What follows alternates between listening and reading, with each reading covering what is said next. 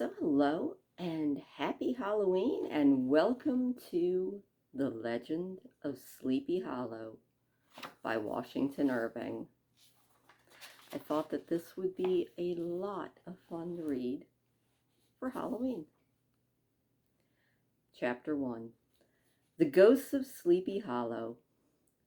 Long ago, right after the Revolutionary War in the early 1800s, the village of Terrytown lay right by the Hudson River in the Hudson Valley. There were hills and valleys and forests full of green trees. The silver waters of the Hudson River flowed through the valley, bringing life and beauty to the land. However, people believed that ghosts and goblins also roamed the land. Terrytown was one of the most terrifying places in this beautiful area. The ghosts were not friendly. Instead, they loved to scare the people of the valley. The men, women, and even children of Terrytown thought about ghosts all the time. They talked about them. They shared stories of hauntings and scary meetings with the spirits. "Don't travel the roads around here at night," folks would whisper. "You never know what horrible creatures you might meet." You might wonder why Terrytown was such a spooky place. After all, you have probably never seen a ghost. Why were there so many spirits in Terrytown? Terrytown was a very old village. Farmers settled there and never moved away. Their families lived there as well. Things didn't change much as time passed. So when the ghosts came out of their graves, they found plenty of familiar places and people to haunt. Of all the scary places in Terrytown, none was more frightening than a spot called Sleepy Hollow. Sleepy Hollow was a lovely place. Tall trees grew in the woods. Thick grass covered the ground. In the spring and the summer, the air was filled with the sweet smell of wildflowers in bloom. A bubbling stream flowed through Sleepy Hollow, making a merry noise among the rocks.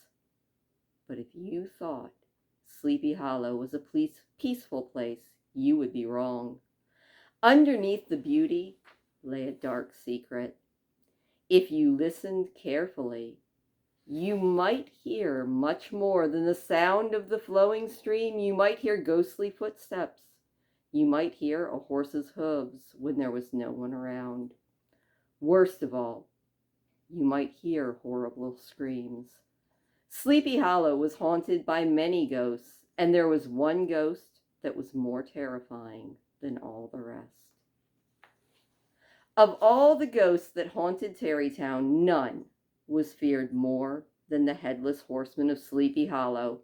This ghost roamed the roads at night and struck terror into the hearts of everyone. Why was the rider so scary? He had no head.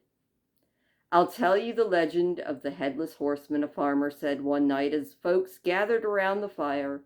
The horseman was a soldier.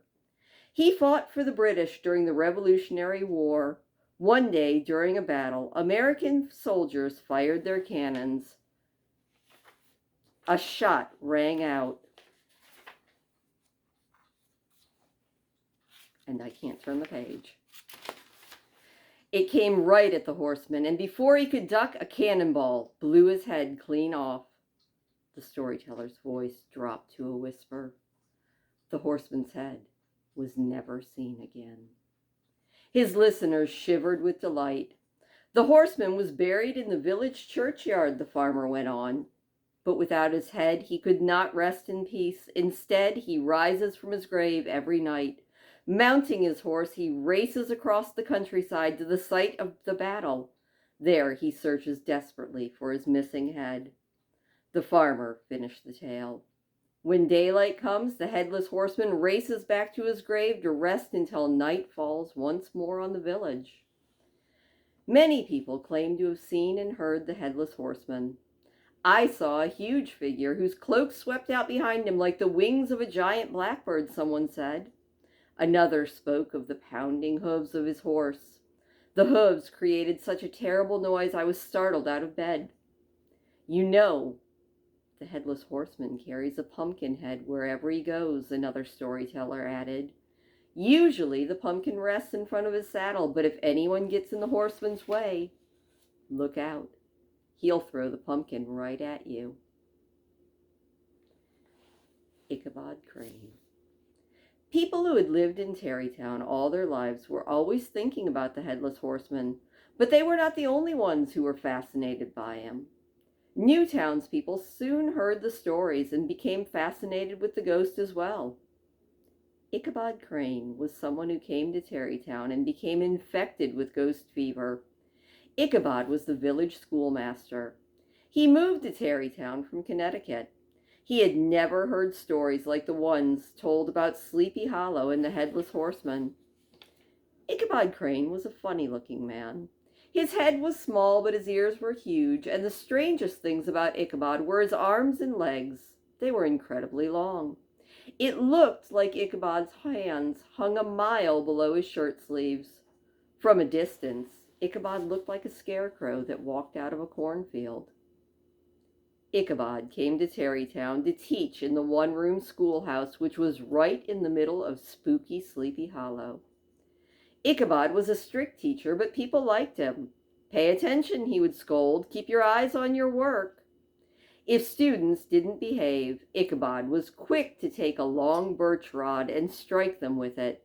But even though Ichabod was strict, his students liked him. He was fair and patient. He often played games with the older students, and he spent a lot of time helping the young ones with their lessons. After school, Ichabod could usually be found lying under a tree, always with a book in his hand. Usually, the book was filled with stories of witches and ghosts. Ichabod loved nothing more than a good ghost story. At that time, teachers were much respected, but they didn't make a lot of money. Ichabod's salary was not enough for him to purchase food and a house. Instead, Ichabod lived with his students. Every week, a different family would host him, and at the end of the week, Ichabod would move on to the next family. There were a lot of jobs to do on the farms. Ichabod did his best to help every family he stayed with. He made hay and fixed fences and fetched water and cut wood. He fed the horses and drove the cows into the barn. That Ichabod is a hard worker, everyone said. Everyone also agreed that Ichabod loved to eat. Ichabod was skinny, but he ate as much as 3 men. Ichabod loved pudding and fresh-baked pies. He licked his lips when he saw plump turkeys and tender hams. Sweet cakes and tarts were his favorite foods. The host family would stare in wonder as skinny Ichabod ate and ate. However, they didn't really mind. "Your cooking is the finest in the land," Ichabod would tell the household's mothers and daughters. He also charmed the pretty daughters by reading poetry to them. Many young men envied Ichabod because he told such good stories. Of course, Ichabod's favorite stories were about ghosts. Many nights after dinner, Ichabod would visit other families in Sleepy Hollow, and as the families gathered close round the fire, Ichabod shared stories of ghosts and goblins. He got the stories from books and from other houses he had stayed, and in return the families would share their own stories. They talked about haunted houses and barns. They spoke of spooky fields and bridges. Soon, someone would tell Ichabod's favorite ghost story, the story of the Headless Horseman. Ichabod would pull his chair up to the fire. In spite of the warmth of the flames, chills would run down his spine. The storyteller's voice would rise spookily out of the darkness, making the story even more frightening, and Ichabod's heart would pound with fear and delight. Ichabod knew he was safe by the fire, but all too soon it would be time to go home. He had to walk home alone in the dark, and Ichabod was afraid. The woods were terrifying at night. He would tiptoe carefully through the trees. In the darkness, it was easy for his imagination to run wild. Every light was a ghost. Every sound was a goblin's footsteps, and every shadow was a horrible spirit come to grab him. Most of all, Ichabod feared the Headless Horseman. One night, he got the greatest fright of his life. As he walked home through the thick darkness, he felt the ground shake beneath his feet. In the distance, he heard the galloping hooves of a horse. "Ah!" Ichabod screamed. He was filled with fear and began to run, but it was hard to see the path in the dark. The sound of the horse came closer and closer. Ichabod's heart pounded. Sweat poured down his body. The horse was almost on him. Ichabod's foot caught on a tree root. He tripped and fell to the ground. "Surely this is the end," he thought. Then the frantic schoolmaster heard the horse and rider race past. The noise and the horse faded away. Ichabod got to his feet. He was gasping for breath. He was sure he had barely escaped the deadly hands of the headless horseman. Ichabod made his way back to the farm where he was staying. He was still trembling and breathing heavily, but he never mentioned his terrifying experience. Ichabod Crane was not the only schoolmaster. He possessed a fine, or not only the schoolmaster, he possessed a fine singing voice, and he often sang as he walked through the country. Since he had the ability to sing well, he became the singing teacher. Every week, most of the children and teenagers of the village would come to his singing class. Ichabod was strict but fair as a schoolmaster, and he treated his singing students the same way. If a student couldn't sing well, Ichabod didn't punish him or her. "Try again," he would say. "Do your best." If a student had a talent for singing, Ichabod made that student work harder. He wanted all of his students to be the best they could be. But there was one student he could not control. That student was Katrina Van Tassel. No matter what Katrina did wrong, Ichabod did not criticize her. Maybe the problem was that Katrina was very beautiful. Her blonde hair hung in long curls, she had pale skin and wore the latest fashions, and her jewelry was made of the finest gold. Katrina's family was rich, and she was an only child, and her parents spoiled her. Although she was sweet and friendly, she was used to getting her way. Katrina had a beautiful voice, but did not practice her singing as much as she should. Instead of singing, she liked to flirt with the boys. If another student had done this, Ichabod would have shouted, "Pay attention, stop your nonsense." But he never got angry with Katrina. "Very nice, my dear," he would say, and let her do as she wanted. The other students wondered about Ichabod's strange behavior, and the families wondered too. Some people whispered, "Do you think that Ichabod is in love with Katrina?" One day, Ichabod met with Katrina's father, Blottus Van Tassel. He set out for the Van Tassel farm. He had never been there before. Ichabod had stayed on many farms during his time in Terrytown. They were comfortable, but not fancy. Ichabod thought that the Van Tassel farm would be the same, but oh, he got a surprise when he got there. The Van Tassel farm was located on the shores of the Hudson River. When he saw it, Ichabod could hardly believe his eyes. "What a beautiful place," he gasped. Fields stretched in every direction, and every field was bursting with crops. Ichabod saw wheat, rye, and corn. Then he saw the orchards. The trees were heavy with apples, pears, peaches, and other fruit. Ichabod proceeded to the barn. "This is the largest barn I've seen in my life," he said to himself. "Just look inside." The building was full of animals. Pigs in their pens, a flock of turkeys gobbled in the yard. Near, a flock of chickens pecked at the ground, and ducks and geese swam in a pond. Fine horses ran through the pasture. Ichabod observed a huge herd of cows in a nearby field, and another field had woolly white sheep. Ichabod's thoughts swam. In his mind, all the animals changed into ingredients for delicious dinners. Ichabod imagined plump pigs roasting over a fire, each one with a baked apple in its mouth. He pictured the ducks swimming in thick brown gravy instead of water. He smelled fruit pies baking in the oven. Suddenly, Ichabod wanted to sit at the Van Tassel table and eat till he could burst. He hurried into the farmhouse. The house was grand. Ichabod walked across the front porch. It was big enough to hold a dinner party. Inside, Ichabod saw fine furniture. The dining room was filled with expensive dishes. If only all those plates and bowls were full of food, Ichabod thought. The simple schoolmaster felt that he was in Wonderland. He had never seen such riches. The animals, the crops, the furniture, the buildings, it was all too much.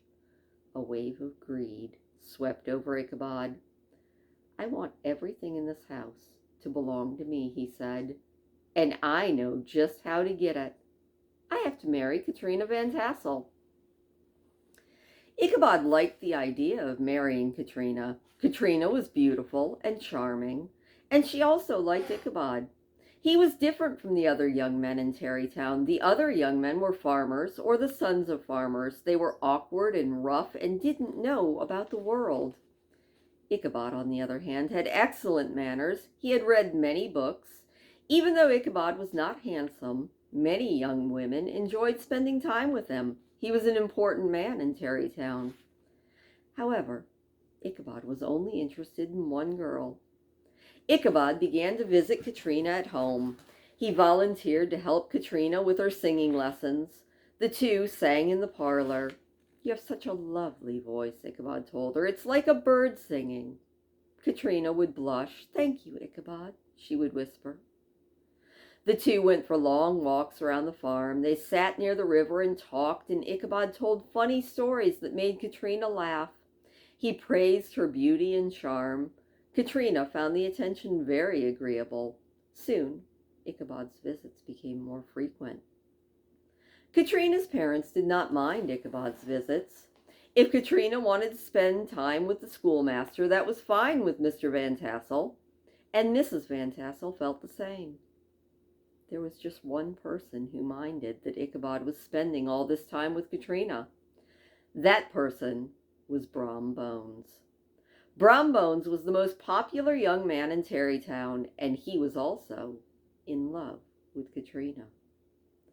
Bram and Ichabod could not be more different from each other. Bram was very handsome and tall and strong. He had broad shoulders and long legs. His black hair was thick and curly, and he was good at riding horses and causing trouble. Bram was the strongest and most daring man in Terrytown. He and his friends often played practical jokes on people. People would hear them yelling and laughing as they rode home late at night. However, everyone knew they were just having fun. No one really minded Bram's mischief. At least they said they didn't mind. No one was going to argue with Bram. They would just shake their heads and say, "That's Bram Bones again." Like Ichabod, Bram had his heart set on Katrina Van Tassel. He visited her many times. His horse, Daredevil, was often tied up in front of the Van Tassel barn. All of the other young men in Terrytown knew they didn't have a chance of winning Katrina if Bram wanted her. But Ichabod wouldn't give up. It seemed that Katrina encouraged Ichabod to come to her. Bram was furious that Katrina liked Ichabod more than she liked him. "How dare that skinny schoolmaster push his way into Katrina's heart," he shouted to his friends. "How could she like him better than me?" No one dared answer. He stopped visiting Katrina. Ichabod knew that Bram wanted to fight. He also knew that he could never win a fight against the strong young man, so he ignored Bram's insults. In fact, he stayed as far from Bram as he could. Bram came up with other ways to threaten the schoolmaster. He played many practical jokes on Ichabod. One night, Bram stopped up the chimney of the schoolhouse. When Ichabod lit the fire the next day, the room filled with smoke. Another night, Bram and his friends broke into the schoolhouse. They turned all the desks and chairs upside down, and when Ichabod came to school the next morning, he couldn't believe his eyes. "Witches might have had a meeting here in the schoolhouse," he cried. Bram also taught a stray dog to howl whenever Ichabod sang. Every time Ichabod opened his mouth, the dog howled and whined. The animal made so much noise that no one could hear anything that Ichabod sang. Everyone laughed. One night, Bram gave Ichabod a terrible scare. Ichabod was walking through the woods, and it was almost dark, and the air was full of shadows. Ichabod looked around nervously. Suddenly, he heard the terrifying sound of a galloping horse. Ichabod began to run, but he didn't get very far. A huge black horse blocked his path. Seconds later, something flew through the air right at Ichabod. A pumpkin smashed into the ground. a few inches from where Ichabod stood. The poor schoolmaster froze in terror. Surely he had just met the headless horseman. Then he heard laughter, and he knew the voice. It was Bram Bones. Bram and Daredevil were just trying to scare him, and their trick worked. Bram did not stop pulling tricks on Ichabod. His mission was to get the schoolmaster to leave Katrina alone, but Ichabod was determined to win Katrina and the Van Tassel farm. I'll never get up, no matter what Bram does, Ichabod swore. One warm fall afternoon, Ichabod was in the schoolhouse. His students worked quietly at their seats. Ichabod sat at the desk and watched. He held his birch rod. He had just used it to spank a student who wasn't paying attention. Ichabod's desk was covered with objects he had taken away from his students that day. He did not allow his students to play in class. Suddenly, the quiet was shattered by pounding hooves, and everyone looked out the window. A man rode up to the schoolhouse and jumped from his horse. He was wearing servant's clothes. After he tied up his horse, the man knocked on the door. "Enter," Ichabod called. The man ran in and handed Ichabod a formal invitation. Then he ran out and jumped back on his horse. It was clear he had many invitations to deliver. "Back to work," Ichabod said to his curious students. They looked back to their books. As soon as the room was quiet, Ichabod opened the note. It read, "You are invited to a tassel at the party at the Van Tassel estate tonight." Ichabod smiled. A party at the Van Tassel farm. Katrina would be there, and best of all, there would be food. This was an opportunity he could not miss. There was no time to waste. Ichabod rushed his students through their lessons. "Hurry, hurry," he shouted. The confused students didn't know what had come over their schoolmaster. "Put everything away," Ichabod cried. "There's no time to waste." Books were tossed instead of being put back on their shelves. Benches were knocked down and just left. Strangest of all, Ichabod said, "Now everyone go home." School was let out an hour early. The children ran from the schoolhouse yelling and laughing.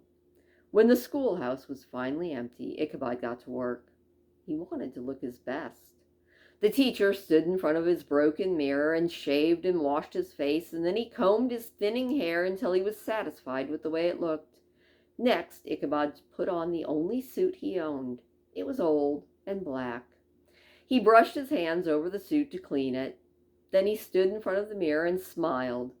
"What a fine sight I am," he said. "Katrina will be very impressed." Ichabod wanted to look good when he arrived at the farm. He walked to the house that he was staying. "Mr. Van Ripper," he said to the farmer, "would you be so kind as to lend me your horse for the night?" "Yes, of course," said the farmer. He gave Ichabod his horse named Gunpowder. Gunpowder was an old, broken-down horse that had once pulled a plow. He was thin and bony, and his mane and tail were knotted and tangled. A big head resting on the end of a skinny neck. Gunpowder was blind in one eye, and the other eye had a nasty gleam. Even though he was old, Gunpowder had a bit of the devil in him. Ichabod and Gunpowder made a funny sight as they rode through Terrytown. The stirrups on the saddle were too short, and Ichabod had to ride with his bony knees sticking straight up by his face. His bony elbows stuck out like grasshopper legs, and his arms flapped like a pair of wings. His black coat fluttered out behind him. A hat was perched on his head, sliding over his eyes. Ichabod thought he looked grand. He didn't hear people whispering and laughing behind his back. "What a wild man," they said. "He looks like a crazy bird. Maybe he's trying to look like one of the spirits in the stories he likes." Ichabod and Gunpowder looked as strange as some of the ghosts that were said to wander Terrytown at night. Ichabod rode up the lane to the Van Tassel farm. He rode past the orchards where the apples hung from the trees. Baskets overflowing with fruit sat on the ground. Next, he passed fields of corn. He imagined biting into the sweet, crunchy ears. Then Ichabod passed the pumpkins. He was delighted to see the big orange pumpkins lying in the sun. What fine pies they would make. He smiled as he rode to the barn. The air smelled sweet and fresh. The evening was warm, and best of all, he was going to see Katrina and eat the wonderful food her family had prepared. Ichabod climbed down from Gunpowder and tied the old horse to the fence in front of the barn. Many other horses were there already. One of those was Daredevil. However, Ichabod did not notice Brom's horse. Instead, he ran to the party. The house was filled with people. Almost everyone in Terrytown was there. Farmers in their best coats and shoes with shiny buckles, farmers' wives in their white caps and long dresses, young girls with ribbons in their hair, young men with short coats and shiny buttons. Bram Bones was there as well, dressed in his best clothes. A group of young men and girls were gathered round. It was clear that Bram was the center of attention. Ichabod hurried past Bram without speaking. He had other things on his mind. At last, Ichabod found what he was looking for. The dining room tables were covered in food, silver platters piled with ham, smoked beef, and fresh fish, other platters with roast turkeys, chickens, and ducks, another table filled with desserts, donuts, crullers, sweet cakes, honey cakes, and ginger cakes, and pie. Ichabod saw apple, peach, pumpkin, and plum pie. There was jam and pudding as well, and jugs of cider and bowls of cream and milk. A huge teapot sent clouds of steam up into the air. Ichabod had never seen so much fine food in his life. His mouth was watering and his stomach was growling. "No time to waste," he said. "I must eat." The teacher grabbed chicken legs and ham slices. He piled his plate with everything. He only stopped for a moment when Mr. Van Tassel came to greet him. Ichabod said hello, with a turkey leg sticking out of his mouth. Then he went back to the food. "Delicious," he mumbled. Finally, even Ichabod couldn't eat another bite. He patted his full stomach and smiled. Good food always made Ichabod happy. Someday, the Van Tassel fortune will be mine, he thought, and that made him even happier. Just then, Ichabod heard music in the hall. "It's time for dancing," he thought. He rose and hurried to the room. Ichabod was not only a fine singer, he was a very good dancer. When he danced, his awkwardness disappeared, and he moved gracefully around the room. He went straight for Katrina. "Will you dance with me?" he asked. And of course she said yes. The two made a perfect pair. Katrina smiled as Ichabod told her how beautiful she was. Every man in the room stared at him with envy. None felt more envy than Bram Bones. He sat in the corner watching Ichabod and Katrina dance, his face red with anger. "How ridiculous they look," he muttered. "It's time that teacher learned a lesson." Ichabod twirled Katrina around the dance floor, his smile growing bigger and bigger. Surely, this night can't get any better, he thought. But in fact, it was about to get much, much worse. After a while, Ichabod went back to the dining room and ate a donut. Then he walked out to the porch and joined a group of farmers. The men were talking about the war, when they fought against the British Army. Every man had a story to tell. "Once I fired at an enemy ship," a farmer said. I only had a flimsy mud wall to hide behind. I would have captured the ship, but my gun jammed and I had to run for it." Another farmer told of the Battle of White Plains. "I heard a musket ball whiz past my head," he said, "so I raised my sword and I knocked that ball away with the base of the sword." Everyone oohed and ahed.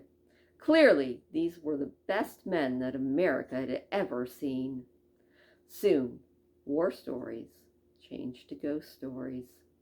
One man told the story of a tree where a British spy had been killed, and every night a ghostly funeral passed the tree. The ghosts in the procession were terrible to see, and their howls chilled everyone that heard them. A man told the story of the ghost of Raven Rock, a woman in white who died by the rock during a snowstorm, and ever since her spirit wandered the valley on cold nights. People said that you could hear her screaming during the storm. Soon, talk turned to the most frightening ghost of all, the horseman.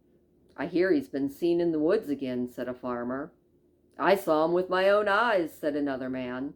"I saw his horse, too. It's tied to a tree in the Sleepy Hollow graveyard at night." "Remember what happened to old man Brower?" asked another man. "He met the headless horseman one night by the bridge near the church. He pulled Brower onto his horse and they galloped down the road, and then the headless horseman changed into a skeleton and he threw old man Brower into the brook." Everyone nodded. They knew the story well. They also knew that the headless horseman would not cross over that bridge, and if you could reach the other side, you were safe. Suddenly, laughter filled the air. Then a loud voice said, "I'll beat the headless horseman at his own game." Everyone turned to see who had spoken such bold words. It was Bram Bones. "I would have beaten him if he played fair," Bram said. "Daredevil and I were riding through the valley when I met the headless horseman. I dared him to a race. The winner would get a bowl of punch, and the horseman agreed, and off we went." Ichabod leaned forward as Bram went on with his tale. "We raced down the path and jumped over fences and trees. We cut through the forests and the fields. The headless horseman and his ghost horse were no match for Daredevil and me. We were about to win the race when we got to the bridge. We would have beaten that ghost. But just as we reached the bridge, the horseman disappeared in a flash of fire." Everyone sighed and whispered when Bram finished his story, and Ichabod shivered with fear. Then people noticed how late it was. No one wanted to be on the road at midnight. No one wanted to meet the headless horseman. It was time to go. Everyone said goodbye to the Van Tassels and thanked them for the wonderful party, and then they got in their carriages and rode away. Ichabod stayed behind after everyone left. He wanted to speak with Katrina in private. While he waited for her, Ichabod whistled happily. He was sure all of his dreams were going to come true that night. Finally, Katrina came inside, and Ichabod sat with her. He talked sweetly in her ear, but Katrina didn't smile. Her face was blank. Finally, she said something to Ichabod, and all the color drained from his face. As soon as Katrina finished, Ichabod grabbed his coat and ran from the house, not even stopping to get something to eat. What did Katrina say to Ichabod? No one knows what their quarrel was about, but it was clear that her words were not what Ichabod wanted to hear, and the evening had become a disaster. Ichabod jumped onto Gunpowder's back and kicked the horse to get him moving, but Gunpowder had been sleeping and refused to gallop. Instead, he plodded slowly along.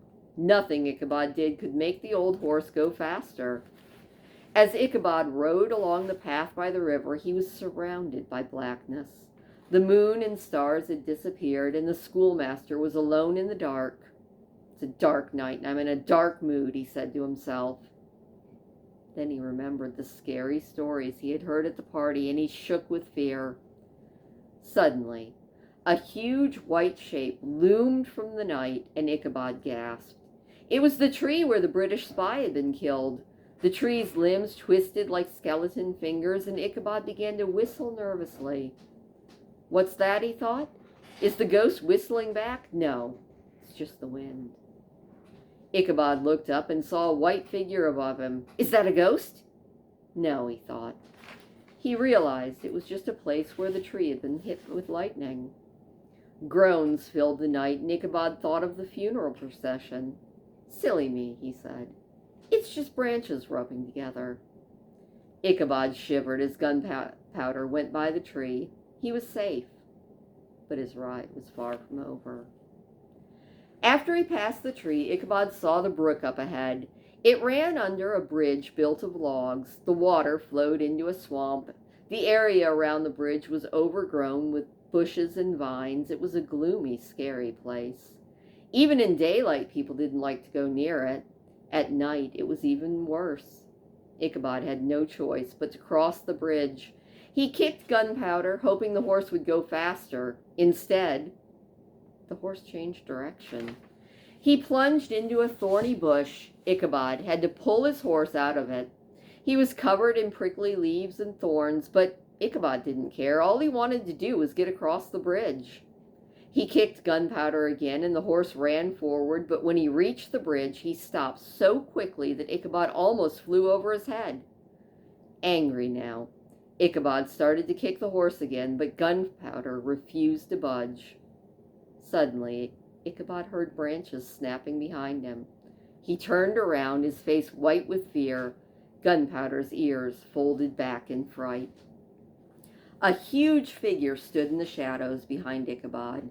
It was dark and misshapen and towered over the schoolmaster and his horse like a monster. The figure didn't move. It seemed to be waiting for Ichabod to do something. The schoolmaster didn't know what to do. He couldn't turn around and go past the horrible figure, but he knew that Gunpowder would never outrun it either. His only chance was to cross the bridge. Could they make it? "Who are you?" Ichabod inquired of the stranger. The creature didn't answer. "Who are you, I say?" Ichabod yelled. Indeed, again, his only answer was silence. Ichabod was more afraid than ever. He started to whistle a church song. Suddenly the figure moved out of the shadows and stood in the middle of the road. In the pale moonlight, Ichabod couldn't see it very well. He just knew it was a man of massive size on a big black horse.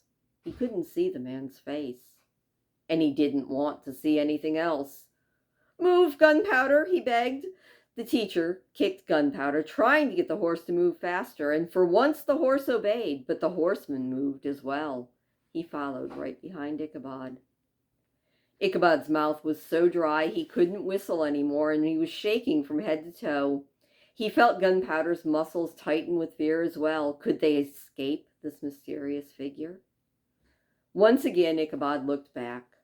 For a moment he glimpsed the creature against the night sky, and he couldn't believe his eyes. The man had no head. Instead, a pumpkin rested at the front of his saddle. Ichabod's fear increased. He realized he was face to face with the headless horseman of Sleepy Hollow. Ichabod was terrified. He grabbed the reins and kicked Gunpowder as hard as he could. He had to get the horse across the bridge. Gunpowder knew that Ichabod wasn't fooling around, and he galloped for the bridge. Ichabod had never ridden so fast in his life, but it wasn't fast enough. The headless horseman had no trouble keeping up. Ichabod could hear the ghostly horse right behind him. Stones flew from under the horse's feet as they raced down the road. The schoolmaster leaned forward. "Faster, Gunpowder," he begged. "You have to go faster." The horse did his best. Would it be enough? Would they reach the bridge before the headless horseman got them?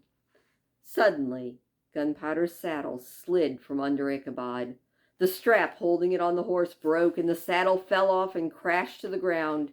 Ichabod seized Gunpowder's neck to stay on. "Maybe the saddle will slow the headless horseman down," Ichabod said to himself. He turned to look. What he saw scared him even more. The ghostly horse leaped over the saddle without slowing at all. Ichabod looked up again. The bridge was right in front of them. The schoolmaster remembered the stories he heard at the party that night. If he could just get across the bridge, he'd be safe. "Come on, Gunpowder," Ichabod yelled. "Just cross the bridge." Ichabod could feel the headless horseman's hot breath on his back. Steam rose from the ghost horse's nose. Then he heard Gunpowder's hooves clatter on the bridge. Seconds later they were across, and Ichabod yelled in triumph. Then he twisted around. Would the headless horseman disappear in a flash of smoke and light? No. Instead, the horseman stood in his stirrups and picked up the pumpkin head from the saddle in front of him and launched it right at Ichabod. The pumpkin flew through the air with amazing speed. Ichabod tried to duck, but it was too late. The pumpkin hit the schoolmaster in the back of the head, and he was knocked right off the horse. He hit the ground and lay still. Gunpowder ran away in fright. Then the headless horseman galloped over the wall and disappeared into the graveyard. The next morning, Mr. Von Ripper found Gunpowder wandering through a field. His eyes looked glazed and they were twitching, and his saddle was gone. And even though it was a warm day, Gunpowder wouldn't stop shivering. Mr. Van Ripper put out breakfast for Ichabod, but the man never showed up. And he didn't come for supper or lunch either. Ichabod was not at school.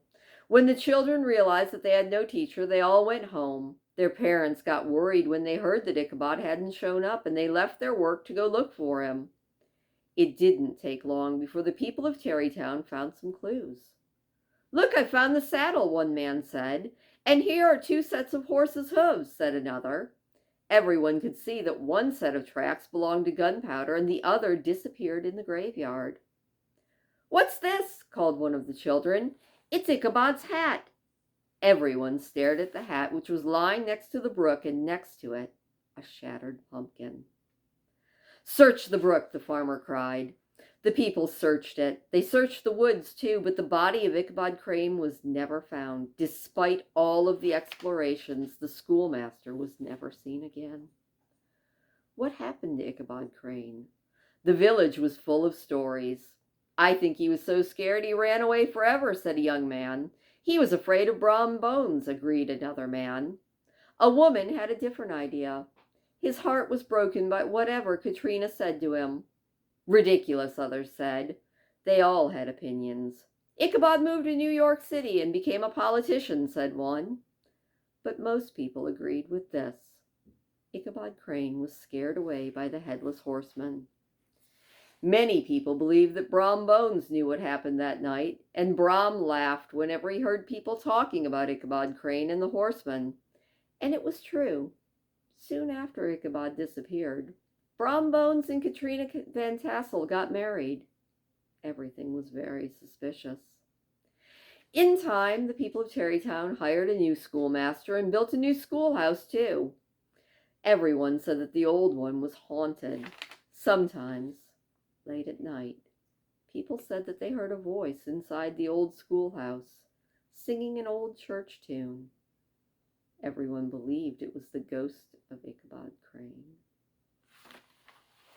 And that is the story of Sleepy Hollow. I hope you enjoyed it, and I hope you had a fantastically spooky Halloween. And yeah, have a great night.